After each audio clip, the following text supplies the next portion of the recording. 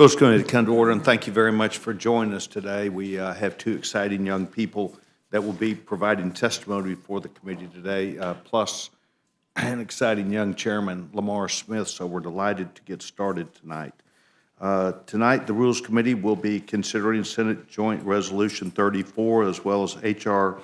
4030, the Honest and Open New EPA Science Treatment Act of 2017, or known as the HONEST Act.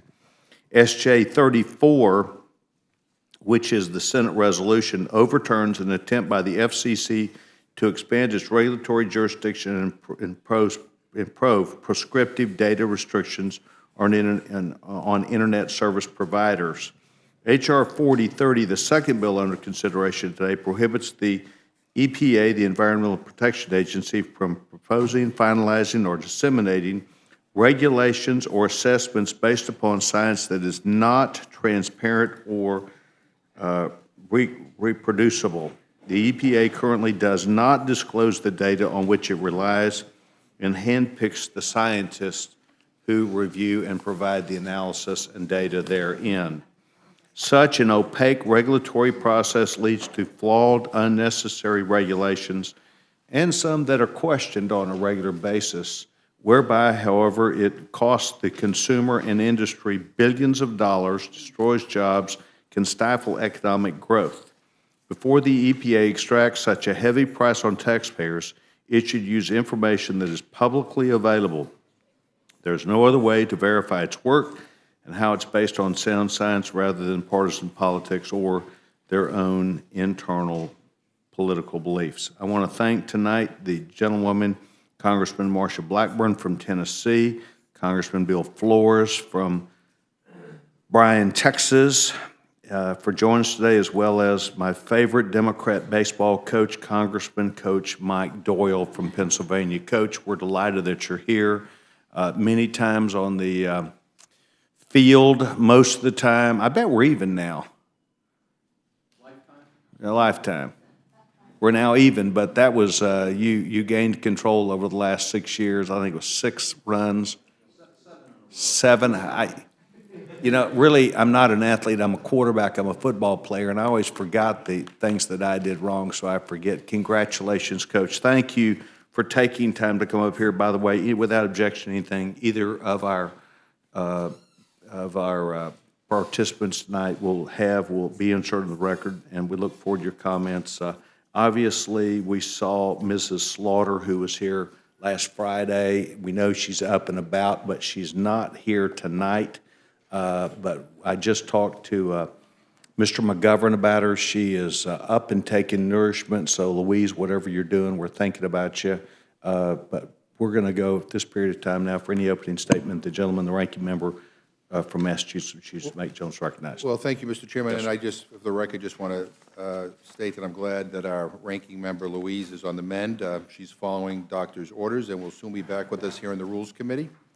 And some of you may have noticed that she returned to the House floor on Friday to vote against the rule. And she was ready to vote against the health care repeal bill. Louise brought the Affordable Care Act to the House floor when she was the chairwoman of this committee, and she wasn't going to miss that vote, so we look forward to her return, and I trust that will be soon. So I'm sure she's watching, and she's probably saying things to the TV as we're speaking. So, well, I don't want to give her a chance to kick in her own TV. right, okay, yeah, so But we will tell her that we missed her, but you did tell her we talked about her. I did, yep, and I will. And, Mr. Chairman, if I could just welcome our two members who are going to testify, and I just want to open up with a little bit of reflection, if I could. Last week, we spent a ton of time together on this committee, and, I'm not here to throw salt on the wound or try to revisit what happened last week, but one quote actually stood out that one of our members gave last week that I wanted to repeat here today. It was from Representative Tom Rooney, who's a Republican, who serves in this House, and he said, I've been in this job 8 years, and I'm racking my brain to think of one thing our party, and he means the Republican Party, has done that's been something positive, that's been something other than stopping something else from happening. And I think Mr. Rooney committed an act of honesty. For 8 years, all my friends have done is oppose. And we found out recently that despite that vociferous opposition against the Affordable Care Act, there really never was a replacement in place. And you criticized the ACA from day one, and members of your party try to undermine that law every single day. And it's kind of like Republicans are the dog who caught the bus. You hold the keys to the most powerful city in the world. You control the White House, you control the Senate, and you control the House. You control this influential committee. And you proved last week that despite after all these years of attacks against Obamacare, that you guys had nothing better to offer. And so I think Mr. Rooney was right. I think it's time to stop just being against everything. And my hope is that you will drop the extreme and excessive partisanship. Some baby steps might be to stop calling us the Democrat Party instead of the Democratic Party, which is our name. Maybe say the Affordable Care Act every once in a while instead of job-killing Obamacare. Maybe hold some hearings and get analysis from CBO before taking a bill to the floor. We do something positive. And I know this will sound radical, but maybe we could even work together on major legislation for the good of the country in a bipartisan manner. And also some breaking news, Donald John Trump is now the president. So it might be time to stop fighting against President Obama and retire some of the old rhetoric and focus some of that energy on conducting oversight of the current administration. Because the strategy of blaming everything on Obama for the next 4 years will not work out well for you, I believe, but more importantly, will not work out well for the country. So now let's talk about this week. A joint resolution providing for congressional disapproval under Chapter 8 of Title V, United States Code, of the rules submitted by the Federal Communications Commission relating to, quote, protecting the privacy of customers of broadband and other telecommunication services, end quote, and the Honest and Open New EPA Science Treatment Act of 2017. I mean, really? I mean, these are the big-ticket items that my friends campaigned on. We have 2 no bills, a no to the Obama administration and a no to the EPA. We have a bill before us that will take away privacy protections from people who use the Internet seriously, and a bill that could impact our air quality and would invade the privacy of people's medical records. So, Mr. Chairman, I'm just wondering, where is the grassroots outcry to have our personal data given to Internet companies? Because, frankly, I don't get those calls in my office, and shockingly, these bills do not come up at my town hall meeting on Saturday or my other previous town hall meetings. And now to the process. There was not a call for amendments on these 2 beauties that we have before us, so I assume we will get 2 more closed rules today. So let me remind my colleagues about the committee's record on closed rules this year. And spoiler alert, it's not good. 0 open rules, 0 modified open rules, 16 structured rules, 20 closed rules, plus likely 2 more today. I won't even read quotes from you guys about openness, but you have to know how bad these numbers are. Well over half of the rules this year have shut out amendments from every member of the House. That's not a good record. And I wonder whether most Republicans even realize that more than half of the rules out of this committee blocked all amendments. And do they know that that you are on pace to becoming the most closed Congress in history? And what about the new members? I mean, Ms. Cheney, who's not here, a new and valued member of the Rules Committee, has never, ever seen an open rule. Speaker Ryan has never, ever allowed an open rule. Speaker Pelosi actually did allow open rules. We could argue whether there should have been more, but she did. Mr. Burgess is shaking his head, no, I'm happy to provide you the documentation. As you try to rewrite history, the bottom line is that she did. Will the gentleman yield? Happy to yield. The gentleman recalls that there was an open rule on the Department of Homeland Security Appropriations Bill in 2007, and Mr. Obey came back up here to the Rules Committee because under an open rule he couldn't move his bill forward.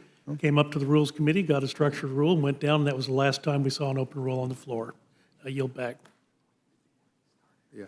Well, I would say to the gentleman that under Pelosi's leadership there were open rules. I'm happy to provide him the list. I get it. We could argue there'd be more, but as I was saying before Ms. Cheney walked in, you're a new and valued member of this committee, but you've never seen an open rule since you've been here in Congress. And so, you know, I think new members, you know, please remember that whenever someone tells you that the process is better than ours, we have the documentation to show you that that's not the case. Look, this committee has tremendous power, and many of you criticize us heavily for using that power to pass the Affordable Care Act, but I stand by our process, especially when I compare it to the process that you utilized. And the bottom line is when we control this committee, I think we did some really good things. We made progress, period, and I'm proud of that.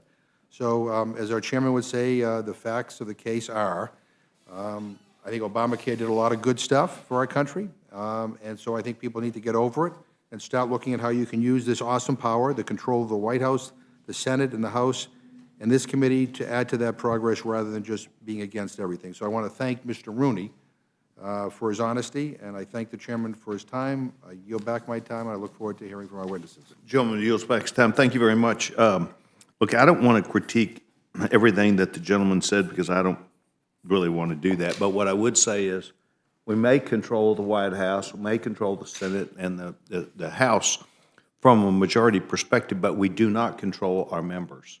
Our members represent the districts that they come from, and we are a little bit different, perhaps, than the Democratic Party. And what we do is, I'm guilty of that.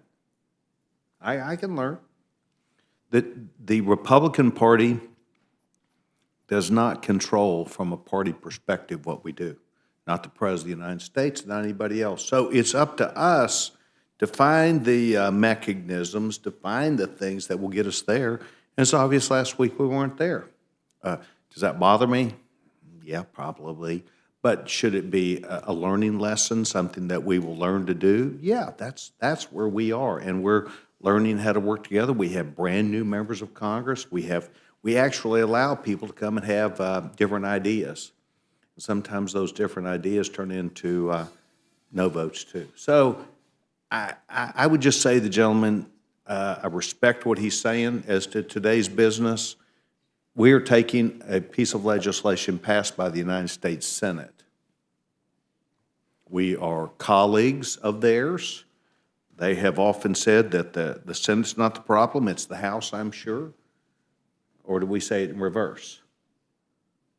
Mostly the Senate's the problem, but in this case, they are acting, and they're sending us legislation, and we have made a determination we're going to try that bill. So is that important enough? You bet it is. Now, on the other side, people calling your office, they may not call your office about sound science, but if you were from Dallas, Texas, they do.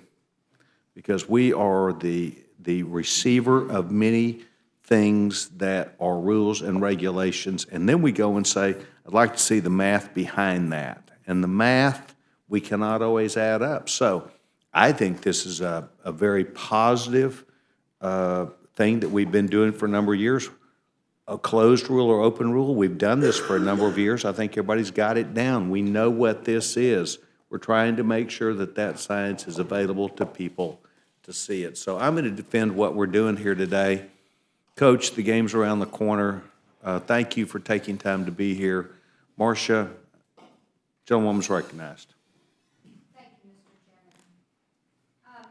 We are here today on SJ Res 34, and as you said, Mr. Chairman, this comes from Senator Flake, and it deals with the broadband privacy issue that the rules that came through from the FCC with the privacy rules on October 27th of 2016. The Commission assured us that the rules would provide broadband customers meaningful choice, greater transparency, and strong security protections for their personal information collected by the Internet service providers, but the reality is much different from that. There are three specific problems with what the FCC has done. First, the FCC unilaterally swiped jurisdiction from the Federal Trade Commission. The Federal Trade Commission has served as our nation's sole online privacy regulator for over 20 years. Second, having two privacy cops on the beat will create confusion within the internet ecosystem and will harm consumers. We've seen repeatedly. When you have more than one agency performing a task, what it does is to create confusion. When you have confusion on compliance, what you get is less when it comes to regulation or protection of the consumers, and protection is our concern in this regard. And then third, the FCC already has the authority that they need to enforce privacy obligations of broadband service providers on a case-by-case basis. They have that authority. It exists to them within Section 222 of the Communications Act. What they did by going in and scooping up the issue from the FTC was to create a redundancy. So we know that we are certainly within our rights in doing, rolling back this overreach. This is something that is a positive step for consumers.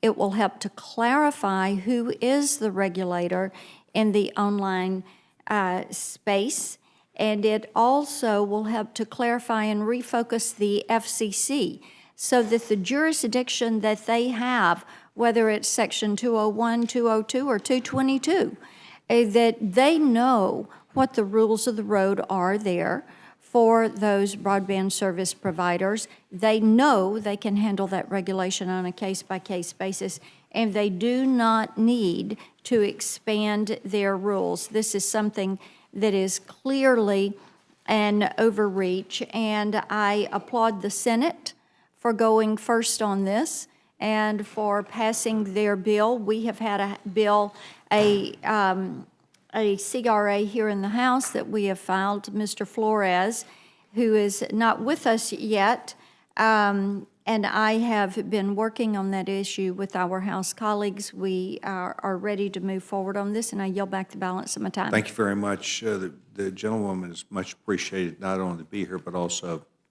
thank you for acknowledging Bill Flores, who, while I mentioned that I would anticipate that he could be here if he is not, the best intentions from Mr. Flores of his attendance. We're having weather problems out of Texas today, and so these things happen.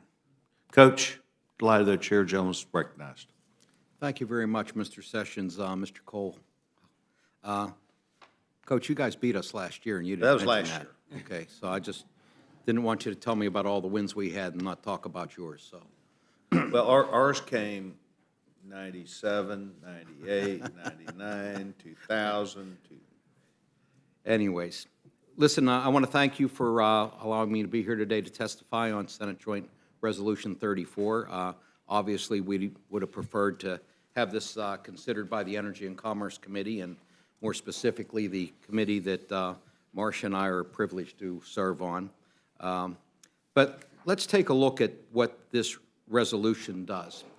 The rules that this resolution would overturn are simple, and they don't require much from the companies, only three things. What we say to internet service providers is you should ask permission before selling your private internet browsing history, app usage, or other sensitive information. Think about that. Most Americans probably don't realize that these ISPs know everything about them. So what we're saying is ask permission before you sell someone's browsing history to someone, or their app usage or other sensitive information. And then once these ISPs have your information, they have to take reasonable measures to protect it. That's two. And three, if the information does get stolen, the company should quickly let you know. That's it. Those three simple things is what this rule asks of these companies. They're modest rules. They don't stop internet companies from using data for advertising and profiling or whatever else they want to use it for, so long as they ask first. The rules even include exemptions for enterprise and voice customers so that businesses can continue to operate with each other with no outside interference. Broadband providers are common carriers, and as a result, they have an obligation to treat all private consumers the same. They have an obligation not to dive into the personal lives of Americans unless that's what those Americans want them to do. And all they need to do is ask first. Now, that's particularly true because as common carriers, broadband providers literally see everything you do online. They know every website you visit. They know every app you use every time. By analyzing internet usage, these companies will know more about you than members of your own family, more than you would tell your doctor, more than you know about yourself. And without these rules, these companies don't have to ask before selling all that information, and they don't have to take reasonable measures to protect the information when they collect it. Overturning these rules sends a message to all of our constituents that they no longer have the freedom to decide how to control their own information. The government has given that freedom away to big corporations. It says that it's too much for companies to act reasonably in protecting your security online. And more importantly, and this is important, there aren't other rules to fall back on if Congress scraps these ones. Now, critics of this rule argue that the Federal Trade Commission should oversee the privacy protections for broadband providers. Putting aside that the FTC doesn't have rulemaking authority, under a Ninth Circuit Court of Appeals case, the FTC has no authority over broadband providers at all. And this CRA doesn't do anything to fix that. So without these rules, there are no rules. With all that, should rolling back these basic protections really be the type of thing that this body is prioritizing? I don't think so, and I really hope my colleagues will consider this. You know, we hear all the time from these ISPs, we just want to be on the same level playing field as Google and Amazon, where the FTC, well, they're the cop on the beat, but as long as you have common carriers under Title II, the FTC's not allowed to be the cop on the beat. So we've put the cart before the horse. I mean, if we want to give them the same cop on the beat as Google, then we have to make sure that we have to take away the Title II, which means we'd have to vacate the open internet order. What this is going to allow to happen if this CRA passes is there will be no rules.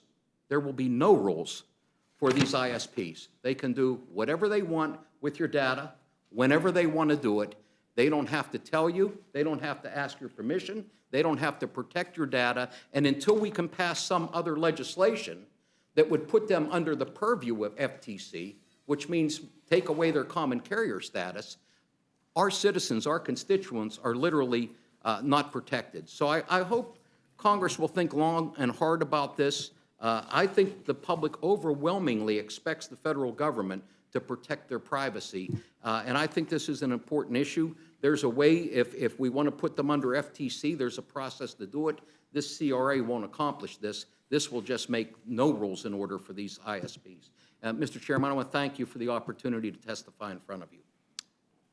Congressman, thank you very much.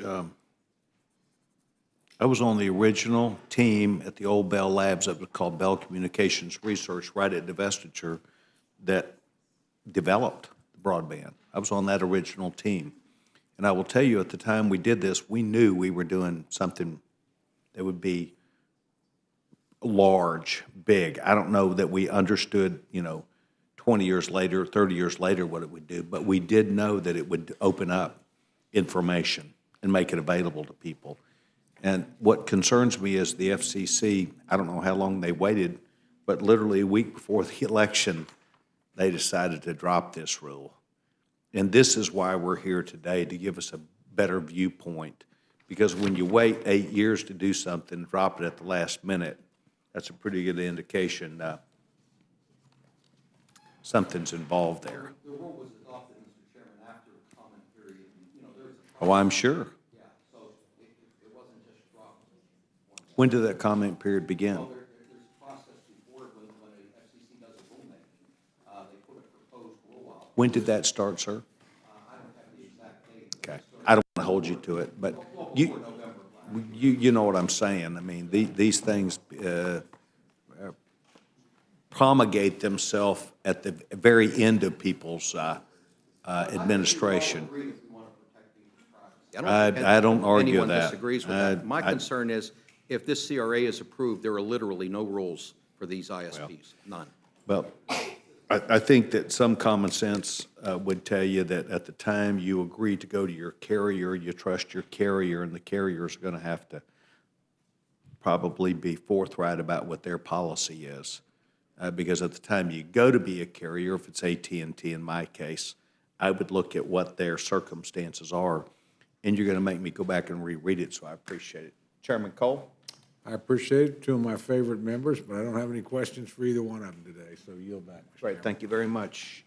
Gentleman from Massachusetts. Well, thank you very much. And I think the rulemaking process was about 6 months. I think it began in April of 2016, and it went through, yeah, right, yeah. So, no, Mr. Doyle, I agree with you. I mean, I worry about this CRA undermining Americans' privacy protections and threatening consumer protections. And, you know, I don't know why we're going down this road, but we are, and I wish it was a more open process, but it probably won't be. So I will be voting against it on the floor. Thank you. Yes, sir, thank you very much. The gentleman from Louisville, Texas, Dr. Burgess. Thank you, Mr. Chairman, and I thanks to our witnesses today, members of the Energy and Commerce Committee, the best committee in the United States Congress with a history of passing multiple bipartisan pieces of legislation over the 14 or 15 years that I've been here. Gentleman yield. Yes, to be You happy passed to the yield. test, the Rules Committee did not make it. Thank you.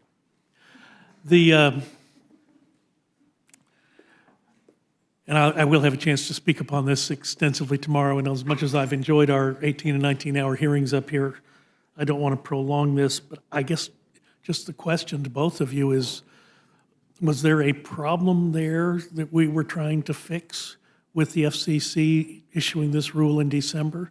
What was the pressure to get this done? Was there something missing from the protections that the Federal Trade Commission had been providing since the 1970s? I'll yield to the gentlelady for an answer. Thank you. I appreciate that. I think that Chairman Burgess is probably aware, as are many, that after the net neutrality order came about, then that is when they started moving forward with exercising privacy rules and being duplicative in that process, in my opinion, and taking that power from the FTC. Now, we know that the White House, the administration, had it as a priority to really push forward with the net neutrality order. And I have found it so interesting. LA Times had an article back in March of last year talking about how the administration went forward on this against the wishes of many of the Democrats. So there was a disagreement on their side as to whether or not the reclassification of Internet services as a Title II service should or should not take place.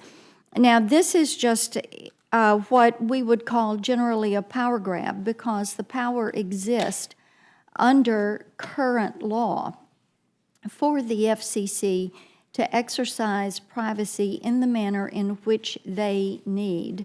They did not need to move forward with the rulemaking. They were doing it because they wanted to control that power and to precede, if you will, the FTC when it comes to online privacy. They thought they were justified in that because of the net neutrality order. Now, I think it's significant to note that in the physical space as well as the online space, the expertise and the historical knowledge rest with the FTC in privacy. We also know that it is confusing for consumers when there are two regulators. It is confusing for providers when there are two regulators with two different sets of compliance that you're going to have to meet. The goal is to make certain that individuals' information is protected online. I look forward to the House moving forward with both privacy and data security legislation so that we are providing some definitions that are needed and I think will help be instructive to regulatory oversight. And I yield back. Yeah, Dr. Burgess, FTC does not have rulemaking authority. And initially, when the FCC tried to do the open internet order and classify under Title I, a lawsuit was filed. And the courts basically sent the signal that if they wanted to do this, that they basically sent the signal that it should be done under Title II. When they did the open internet order and reclassified under Title II, the FTC no longer has any authority over these common carriers. So a situation developed where you had these ISPs that have all your data, and no longer could FTC be the cop on the beat because now they're under Title II common carriers.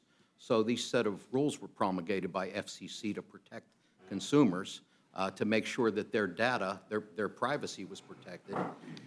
And so now you have a situation where if the CRA says the FCC can no longer go forward with this rule on privacy protection, and the FTC can't regulate these ISPs because they're common carriers and they have no authority over them, then there's no cop on the beat once this CRA passes for the Verizons and AT&Ts and Comcast, these common carriers.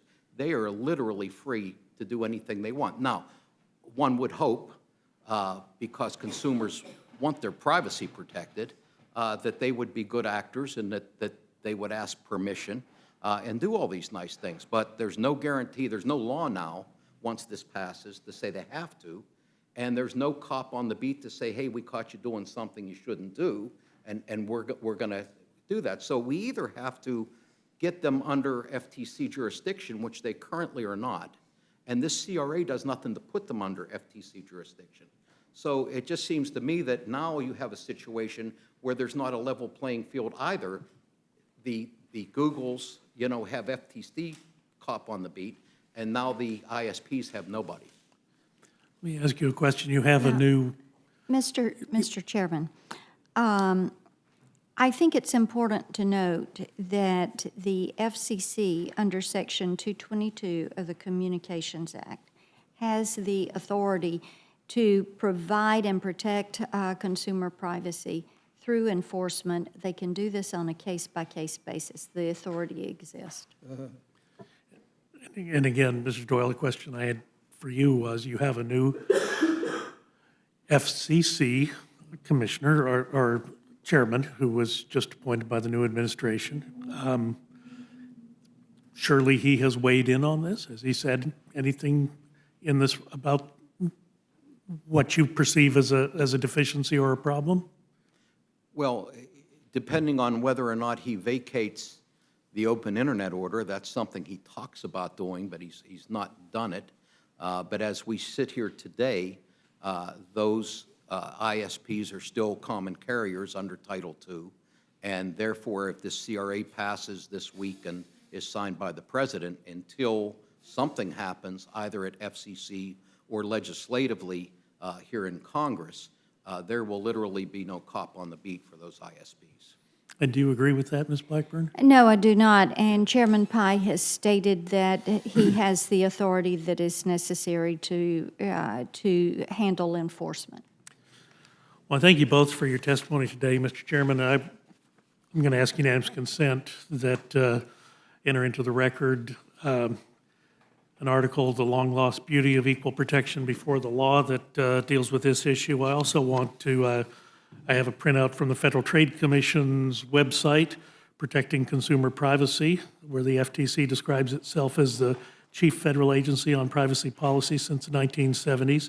And just parenthetically, I would add that the Federal Trade Commission is right next door to us. It's just down the street. If you haven't been to the Federal Trade Commission, I strongly recommend giving them a visit. They're one of the oldest agencies, and again, they're right in the same neighborhood. I've taken the time to go over there and met with the individuals, and do believe that they have a significant role to play in enforcing privacy protections.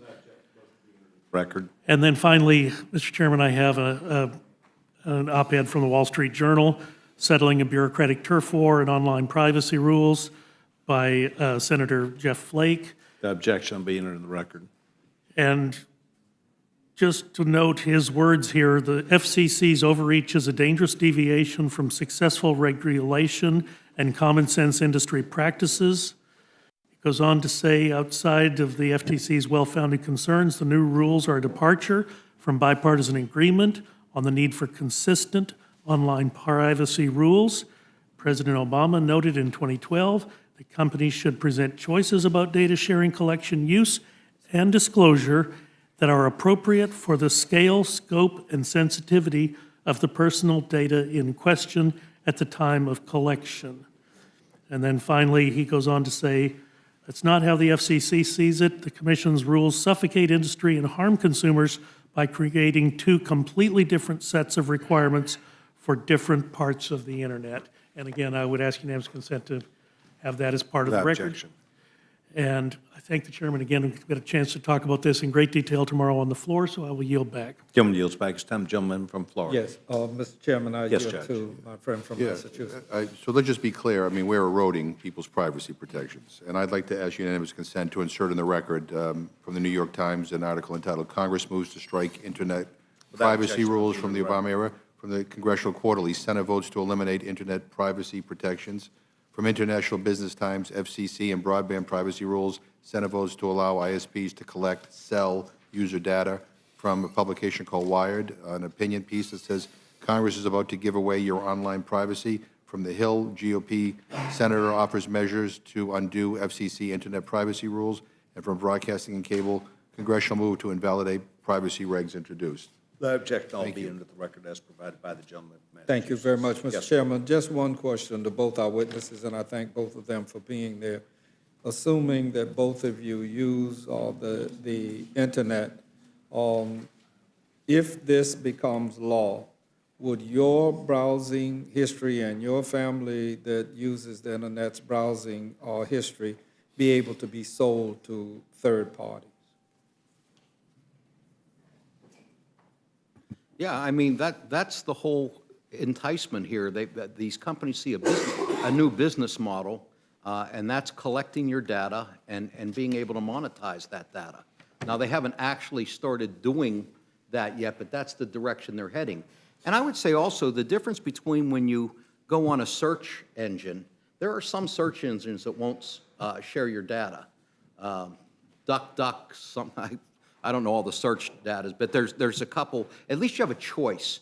When you're on your ISP, you don't have a choice. They know everything about. They know what makes you laugh. They know what makes you cry. They know everything you're doing, and all we're saying is just ask permission to use the data. If American says, "Yep, you can use my data," there's no other restrictions other than protect the data. Don't let it be stolen or hacked into. Blackburn?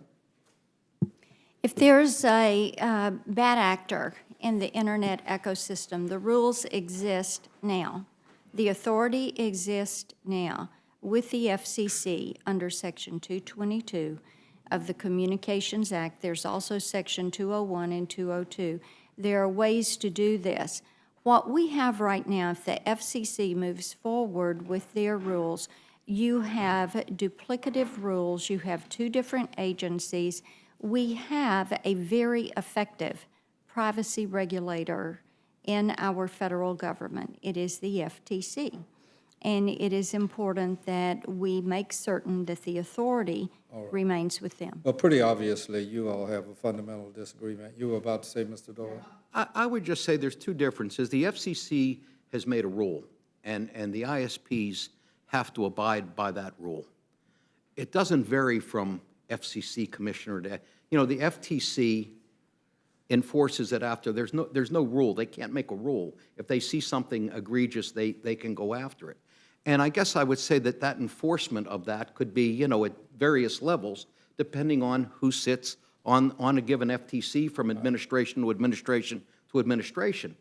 The rulemaking at FCC sets that standard for everyone, and it doesn't change no matter who the new FCC commissioner is or the new FCC body. If I, as a consumer, would say, which model would I prefer to have, I would prefer to see the FTC operate under the FCC rules, because then it's consistent for everybody, and it doesn't change based on what administration appoints what FTC or FCC to the board. That's just Well, my I thank you personal both, feeling. and I yield back, Mr. Chairman. Thank you very much. Is there any other member that would seek time? The gentleman from Windsor, Colorado, Mr. Buck. Mr. Doyle, I have a quick question for you. I've always enjoyed the dinners, the weekly dinners that we have together, and I find those conversations sometimes more interesting when we're talking about college basketball and important things like that. But I did want to mention a violation of the bylaws of this committee that you have engaged in. I just want to make sure that you understand that you cannot quote the Ninth Circuit when you are in this committee, and so it is not proper authority. And I just wanted to make you aware of that. I yield back, Mr. Chairman. The gentleman yields back his time. Thank you very much. I don't believe that we have any more questions, but I think you covered the waterfront most adequately. I want to thank both of you very much. I'll make sure Mr. Flores knows that we intended to include him in this, but just didn't make it. Thank you very much. If you'll please make sure, Coach, and Marcia, anything you brought for awesome stenographer still get in her hands, anything you brought in writing. Thank you very much. Okay, the committee is now open to any member that would wish to speak with us about SJ Reds 34. Seeing none, this now closes the hearing portion of SJ Res 34. We're going to open up the committee to hear from the gentleman on H.R. 4030, the Honest Act. And quite honestly, we're delighted that both of you are here. Mr. Beyer from Virginia, we appreciate you taking time with the gentleman, Mr. Smith. And anything you have in writing will be into the record. And without objection, the gentleman, the young chairman from San Antonio is recognized. Thank you, Mr. Chairman. My comments today will actually be briefer if I stick to a brief statement. So let me read this and then look forward to questions as well. And I do want to thank you and members of the committee for considering H.R. 1430, the Honest and Open EPA Science Treatment Act of 2017, or HONEST Act is the acronym. This short 4-page common sense bill requires the Environmental Protection Agency to base its regulations on science that is publicly available, not secret. Surely we all want open and honest government agencies. In the last Congress, a similar bill, the Secret Science Reform Act, did pass the House, and I'm pleased to introduce legislation this year that addresses some of the concerns raised about the previous bill and still ensures sound science is the basis for EPA decisions and regulatory actions. The days of trust me science are over. In our modern information age, federal regulations should be based only upon data that is available for every American to see and can be subjected to independent review. That's called the scientific method. We can all agree that the government should rely on the best available science. Unfortunately, the government does not always hold to this standard. Looking at the EPA's past record, it is clear that the agency has not followed an open and honest process. For example, many major air quality regulations from the previous administration were justified by data that the EPA said they hadn't seen, even though they proposed the regulation. This means that EPA's claims about the cost and benefits of its regulations and the real risk they are meant to address cannot be independently verified by unbiased experts. If EPA's mandates really are based on sound science, then the American people should see the data. EPA's past refusal to cooperate leads to the question, what have they been hiding? Without independent access to the data used by the EPA to justify its regulations, Americans have a right to be suspicious. We all care about the environment, but if policies aren't based on legitimate science, regulations will result in economic hardship with little or no environmental benefit. In other words, the regulations would be all pain and no gain. This bill strengthens the previous House-passed legislation of the last Congress, the Secret Science Reform Act. That bill also required the EPA to base its decisions on information fully available to scientists and the American public. This year's legislation improves on that bill by adding provisions to better protect personally identifiable information and confidential business information. The HONEST Act also stipulates that this open and honest requirement focuses on new regulations. This bill will promote sound science and restore confidence in the EPA decision-making process. The HONEST Act ensures that the EPA is not promoting a one-sided ideological agenda. The legislation provides an opportunity for the type of open and accountable government that the American people want and deserve. Mr. Chairman, I want to point out two additional points. One is that this is a bill that has been introduced under both Democratic and Republican administrations, and I think that proves that we want open and honest government, no matter what the administration, no matter whether they're Republican or Democrat. And this is called good government, and relying upon good science for regulations does protect the American people and make sure that we have good data. The other point to make real quickly is that the previous administration's science advisor, John Holdren, actually testified before our committee and made this statement. Absolutely, the data on which regulatory decisions are based should be made available to the committee and should be made public. Gina McCarthy, the former administrator of the EPA, also testified to that. It's kind of sad and I think an unfortunate commentary that when it looked like the bill was going to actually pass, and we did pass it through the House, but when it was on its way over to the Senate, the administration reversed their public position and threatened a veto. And I think that was regrettable, but I think that we still represent the best interests of the American people in having this data be public, and that having scientists rely upon publicly available data is a protection both to the American people and a protection to us as well. I'll yield back, Mr. Chairman. Thank you very much. Mr. Breyer, welcome to the Rules Committee. We're delighted that you're here.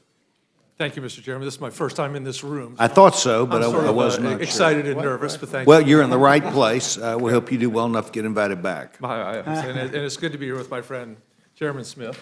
And in the larger picture, we totally agree that most science should be publicly available, that the American citizens should rely on data, science that is trustworthy and honest. But I do have at least 4 objections to the bill today. As Chairman Smith noted, we took this up last session, and there are one of the serious amendments made was this notion of being able to redact personally private information. I think the formal language is personally identifiable information to be redacted prior to EPA making information publicly available. But a new section, this is problem number 1, a new section of the bill permits the EPA administrator to allow any person to sign a confidentiality agreement and have access to the redacted data. So you may redact all this personal data and the trade secrets, but any one person, I hate to think it could be Julian Assange or somebody like that, could get a hold of it, and the next thing you know, it's all on the internet. And it really says that anybody that the EPA administrator, whoever that is, deems worthy. So these protections for private health data, industry trade secrets are circumvented by this provision in the bill. The second big piece of this is that there are many scientists who believe it's really not possible to de-identify personal data in studies. Like the Harvard Air Cohort study makes it impossible for that data to meet the requirements of the bill. American Cancer Society wrote to the EPA and said, quote, "They're not aware of any way to create a de-identified version of the Cancer Prevention Study 2 data set sufficient to protect the confidentiality of participants while at the same time allowing a true replica of the studies." A subset of that is this is from Environmental Defense Fund, many epidemiological studies, for example, on the causes of breast cancer, rely on health data that are legally confidential. The legislation suggests that the EPA will be given authority to disclose confidential medical information of breast cancer patients to anyone willing to sign a confidentiality agreement. I've signed many confidentiality agreements in my life and in business, and you want to trust them, but they're sometimes not worth the paper they're written on. EPA would be also responsible for identifying and redacting any information that should not be made broadly publicly available in the first place. But not only is this an inappropriate role for the EPA, it can severely restrict both the number of studies the EPA can use and the willingness of participants to be part of the vital health studies. You can just imagine when you signed up for the cancer study to say, well, this is information that's private and confidential unless the EPA administrator wants to give out your information to somebody who signs a confidentiality agreement. The third big problem is the reproducibility. The American Geophysical Union says both the phrases best available science and data and reproducible don't have universal applications across all disciplines. And we brought this up in committee that with respect to the reproducibility of research, there's some scientific research involves longitudinal studies that are so large, of such great duration, they could not be realistically reproduced. And the others are one time, like the Deepwater Gulf Horizon oil spill or the big EPA spill last time. You don't want to reproduce those things. You want to be able to learn from the one time and move on from that. So this issue of reproducibility will hurt it dramatically. And finally, the fourth one, maybe the greatest killer, is we didn't have a CBO score on the Honest Act. When they did a CBO score on the last one, the Secret Science Act, it was $250 million per year, at least for the first couple of years. Yet this bill is written with a $1 million cap for the EPA to administer it. What that basically means is the EPA will have $1 million to run out in the first couple of days and then not be able to take any more studies because they've hit the $1 million cap.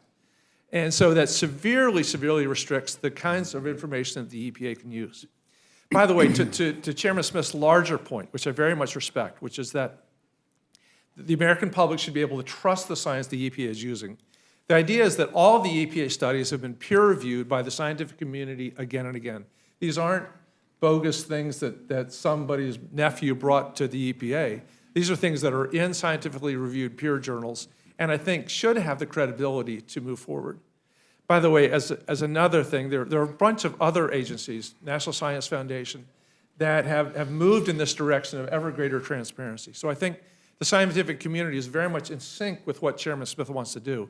We just want to make sure that the bill is done carefully.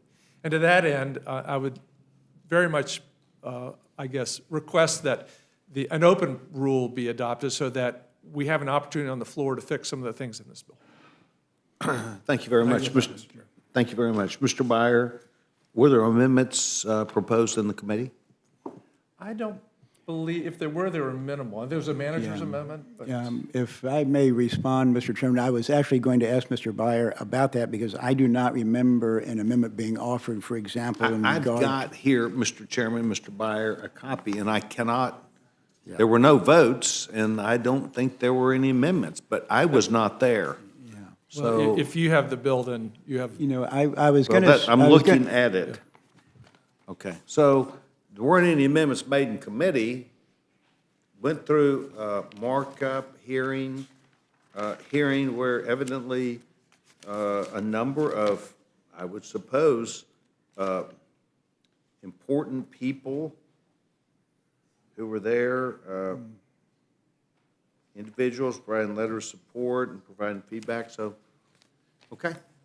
Mr. Chairman? Mr. Chairman, if I could, I'd like to try to reassure my colleague and friend Don Byer on some of the points that he made. The first in regard to privacy, the language we have in the bill is basically the industry standard. And here's what the National Academy of Sciences says. Explain transparency in science is possible without any risk to confidentiality or privacy. Says nothing in the past suggests that increasing access to research data without damage to privacy and confidentiality rights is beyond scientific reach. We've also got the EPA itself, the National Academies of Science, and more than 80 other well-respected scientists have confirmed that data needed to verify EPA science can be made available without violating privacy. But if the gentleman has some suggestions on privacy, be happy to consider those. The other is on the cost. And I know that came up under the previous bill, and the gentleman is relying upon that information. But our best estimates today, and we believe that the new cost when it comes out will be absolutely negligible because we're talking about data that has already been made public. We're not requiring data to be made public, and that was the problem with the cost last time, that if you have to make the effort, there's going to be some cost involved. But this is data that has already been made public. So I think that the cost will be minuscule. Well, perhaps that was well explained to the committee, and that's why it appears as though no amendments in committee. Mr. Chairman? Chairman, I welcome both our witnesses, and they both made good points, but boy, it's sure hard to vote against something called the Honest Act. So I'll just yield back. Gentleman yields back his time. The gentleman from Massachusetts. I'll give the staff credit for that. So while there may have been no amendments offered in committee, that doesn't mean that other people might not want to offer amendments on the floor.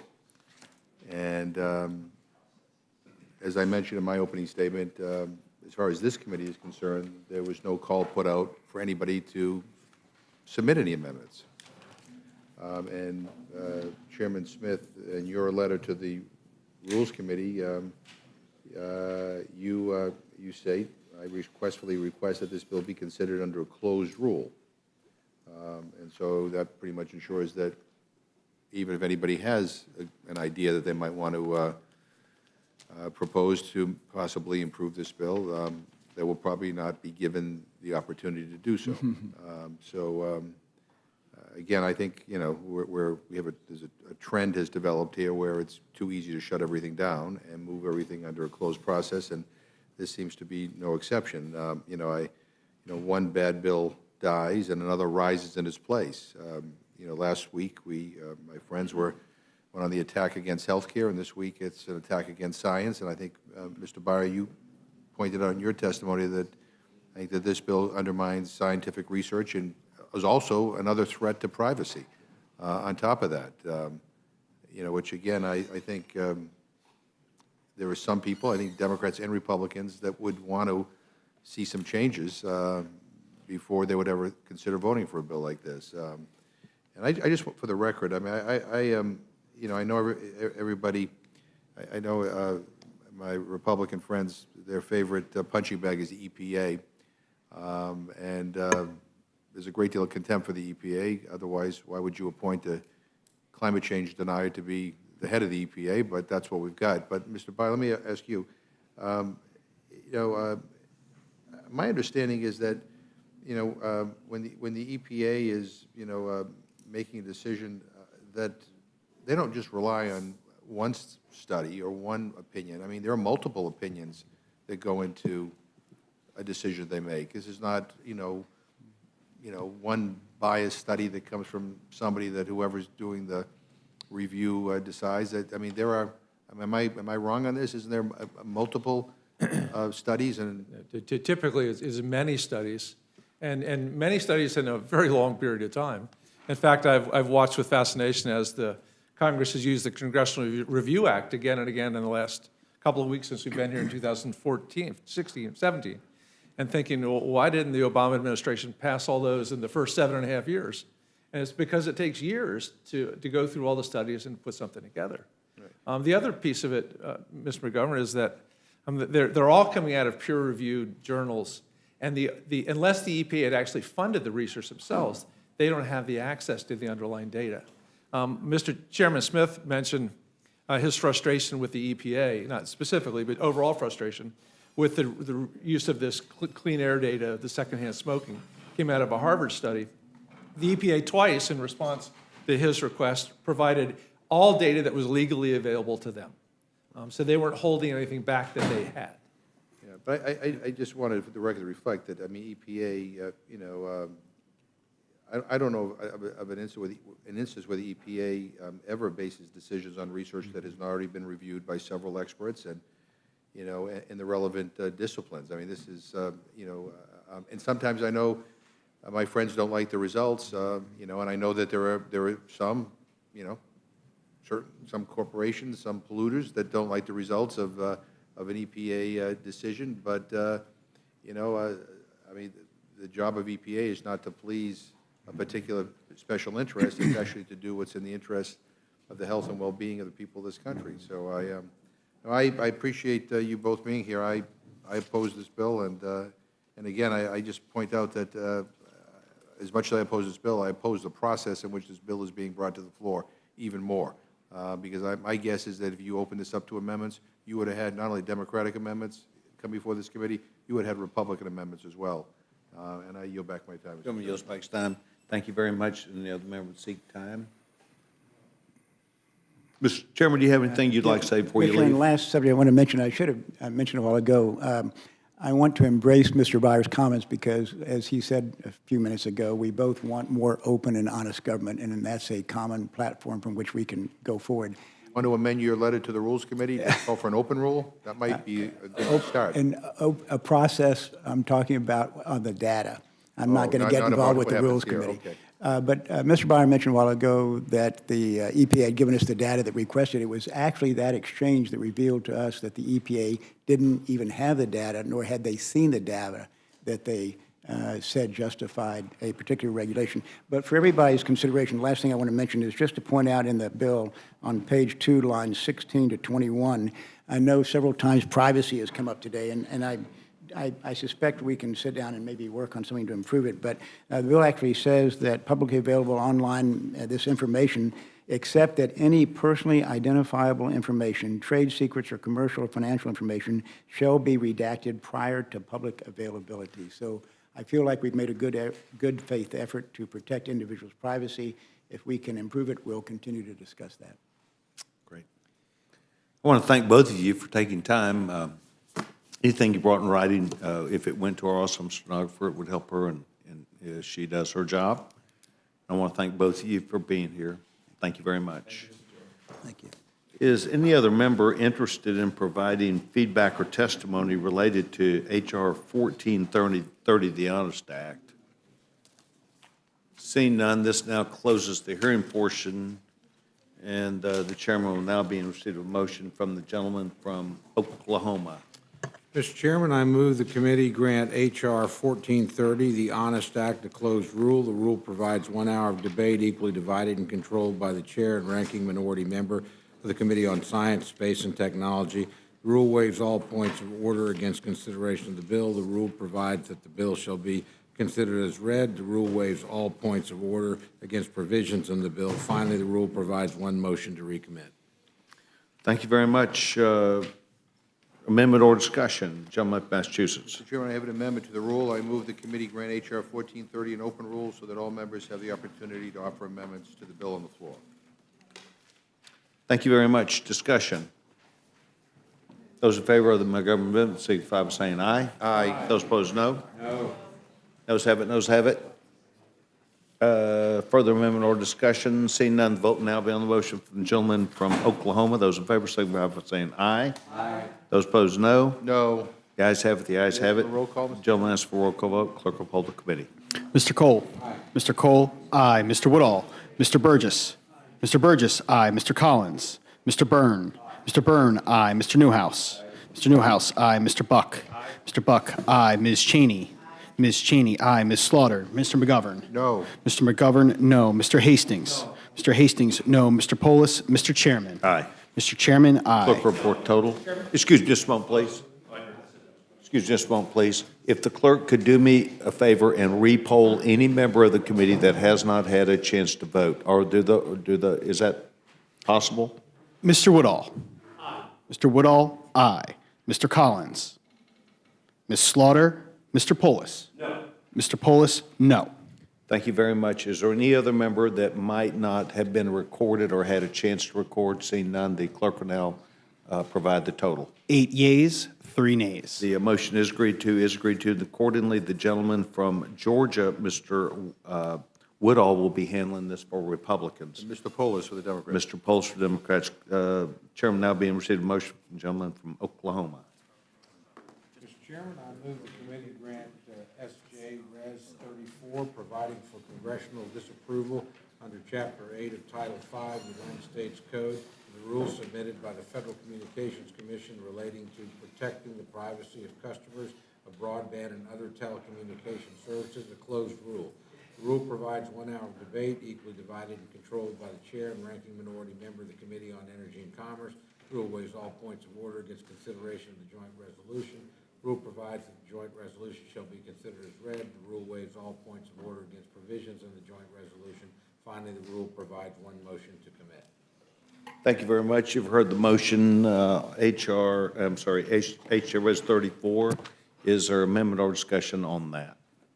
Seeing none, the vote will now be on the motion from the gentleman from Oklahoma. Those in favor signify by saying aye. Aye.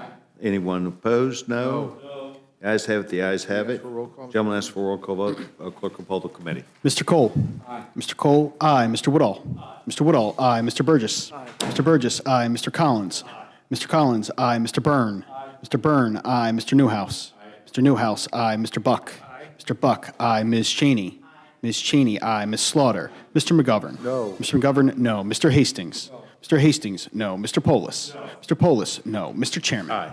Mr. Chairman, aye. Clerk report total. 9 yeas, 3 nays. The motion is agreed to, and accordingly, the gentleman from Louisville, Texas, Dr. Burgess, will be handling this for Republicans. The gentleman from Colorado, Mr. Polis. Mr. Polis will be handling this for Democrats. Before we get too far, I need to announce that the next meeting is scheduled for tomorrow At 3:00 PM, we will meet on HR 1431, the EPA Science Advisory Board Reform Act. Is there anything further from a committee member? Is that an emergency meeting, Mr. Chairman? No, sir, I do not believe it is. It is an emergency meeting. Okay, it is being done, so that I assumed that we had enough time to comply, so it was not, but it is an emergency meeting for, I think it will be on the floor on Thursday. Is that correct? On Thursday. It sounded so important, I thought. It might is have been an important. emergency It's meeting. very important, and this reforming the EPA Science Advisory Board is very important. Thank you. Further discussion? We've now finished our work for the day. Thank you.